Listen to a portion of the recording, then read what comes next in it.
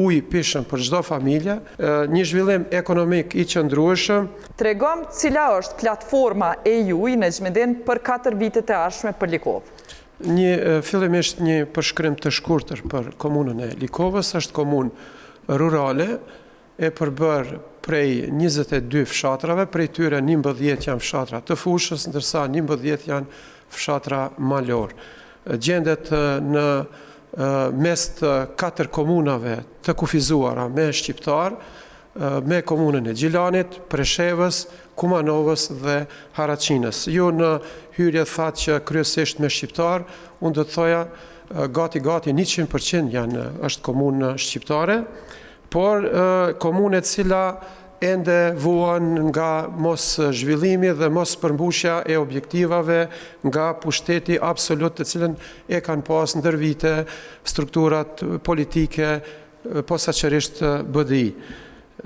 Sa i takon platformës tonë politike ose platformës zgjedhore, është përgatitur nga një grup me përbërje prej të fushave të ndryshme, pra ekspert të fushave të ndryshme, në bashkëpunim me mu edhe unë si kandidat, dhe ne aty jemi përqendruar kryesisht në 7 shtyllat ose 7 pikat kryesore që janë emergjente, siç është ujë pishëm për çdo familje, pra njëra ndër arsyet që ndoshta edhe kundër kandidati nuk ka marrë pjesë, e dini që ka qenë premtim i 2 cikleve zgjedhore. Po ashtu mungesa e një infrastrukture moderne, një zhvillim ekonomik i qëndrueshëm, problematika kryesore, këtu duhet ta theksoj më një herë, është mospasja e planit urbanistik general dhe planit urbanistik të detajuar, e cila ka penguar në vazhdimsi zhvillimin ekonomik të investimeve të huaja. Deri më tani nuk kemi asnjë investim në komunën e Likovës. Përmirësimi i kushteve në arsim, pra për një arsim modern, gjithashtu problematika kryesore e cila e ka ndjek komunën në vazhdimsi është mjedisi i pastër dhe një ekologji aktive, po ashtu zhvillimi i një mundësive për një shëndetësi më të afërt për qytetarët, mungesa pra ende në vendbanime malore të shërbimeve mjekësore, pra ne këtu parashojmë që të organizojmë ekipe mobile që do t'i vizitojmë ndonjëherë, dhe e fundit është sport dhe rini e fuqishme. Në Xhmedin, kisha dashur më nalti problemi i ujit që na përmene, kjo është pyetja që na u ka ngritë edhe prej hulumtuesve tanë. Mu po më intereson çfarë plani ke me buxhetin që ka komuna juaj për investime kapitale, sa mundeni me bo, edhe sa pritni që kam ju nimu qendra. Për hir të vërtetës, këto unë duhet paraprakisht të jap një kronologji.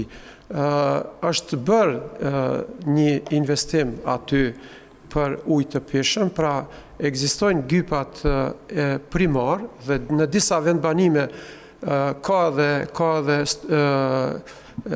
sekundare të cilat mund të furnizojnë fshatin, kryesisht që janë organizu vetë fshatarët në të kaluarën, por sipas informatave të mia, edhe pse komuna aty posedon me 2 penda, faktikisht e furnizon me ujë qytetin e Kumanovës, i cili ka mbi 100.000 banor, ndërsa komuna e Likovës ka 27.000 banor, edhe pse gjendet pra afër ujit, deri tani nuk është furnizuar me ujë të pishëm. Normalisht që ne tani jemi edhe si organizim politik në nivel qendror dhe kemi bërë planin konkret që banorëve t'i mundsojmë qasje deri tek uji i pishëm nëpërmjet. Krejt banorëve e premton ujin e pijes në krejt territorin e Likovës për 4 vitet e ardhshme? Në fshatrat e fushës, faktikisht kushte ka për një gjë të tillë, ndërsa fshatrat malor ata e sigurojnë ujin prej burimeve të tyre që janë në afërsi.